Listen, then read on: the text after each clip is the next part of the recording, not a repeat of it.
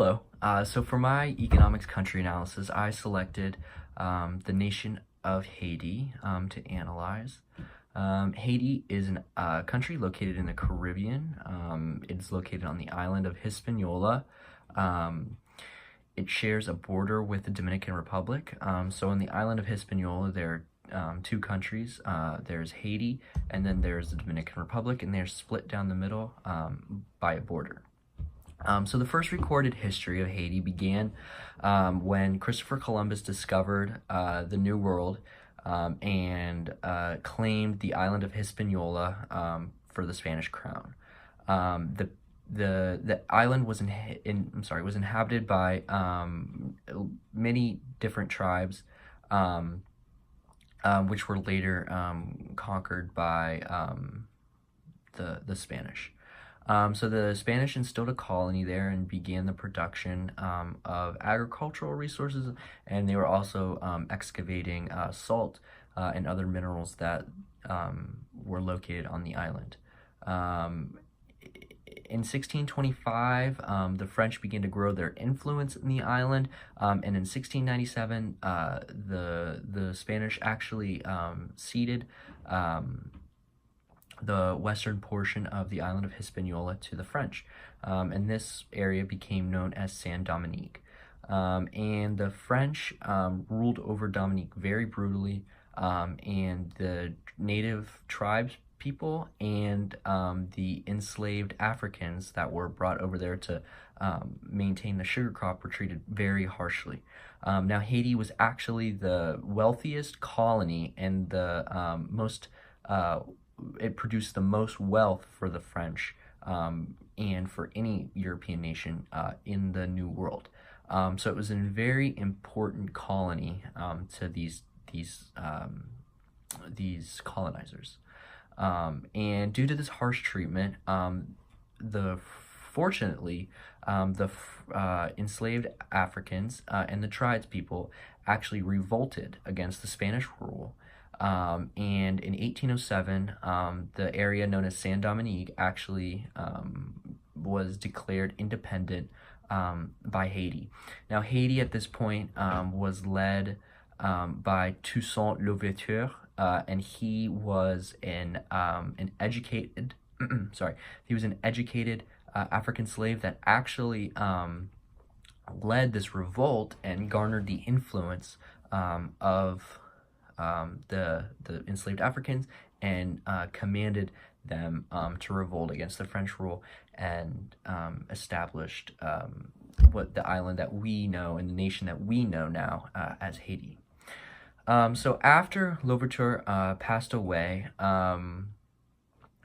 Haiti began a period of economic turbulence because of the argument and the fight, the power struggle that was going on there. There wasn't a clear line of succession because there was no true constitution put in place after the revolt occurred, which led to instability in the region. And unfortunately for the Haitians, because of their successful revolt, they were effectively embargoed and blacklisted by most of the Western nations. So throughout the 1800s, they didn't have a dominant trading partner, and they didn't have a way to grow their economy because they were being excluded by the global community of Europe and the United States and the developing nations around them because of the past of the past of the revolt. So this leads them to another period of economic decline, and eventually throughout the 1900s, they still could not find a dominant trading partner. So this weakness began, this economic turmoil and weakness began to truly show effect in the country, and which is what brought the standard of living and unfortunately the quality of life down for those living in the island, and increased the rate of poverty for those living in the nation. Now, as the 1900s went on, after, the United States had their own movement to eliminate segregation, and perhaps our global view became a little less racially inspired, perhaps. This is when the United States began the relationship with Haiti, and which they continue to still to this day. And the United States is actually Haiti's biggest trading partner. And they are an important economic compatriot that the United States shares. Now, as for the population is at 10.98 million. The HDI, the Human Development Index, is at 0.498, which is very low due to the high rates of poverty, low rates of education, and low access to education that exists on the island. The Gini Index is 41.1, and they have an unemployment rate of 13.40%. Now, this unemployment rate is a little higher than most would like to see, and it does show that there's some cyclical unemployment that is going on, and perhaps this is due to the unstable economy that exists because there's no true dominant industry in the nation. The main portion of the GDP is services, followed by agriculture, and then industry. So the lack of a strong industry really is detrimental to the Haitian people as they develop in their own democracy. And this does hurt them on the global stage because they don't have as much resources to export.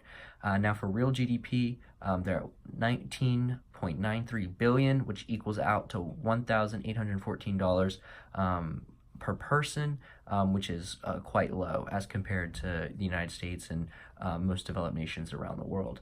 Now, they do have a very strong export quality because they do export a lot of agricultural goods, and they do import a lot of goods from the United States around the world. But unfortunately, for the Haitians, they import more than they export, so there is a trade deficit in place. Now, as we have all seen on the news, Haiti unfortunately was devastated by an earthquake in 2010, so there is still room for this island to grow and for this island to continue to succeed. Now, it is up to the United States and up to other, developed nations around the world to really begin to include Haiti in the national economy and try to make reparations for the injustices that we contributed upon them throughout the 18th and 19th century, and even up into the 20th century when the United States occupied Haiti. Now, as for a global holistic view of it, Haiti is very promising in their growth economically.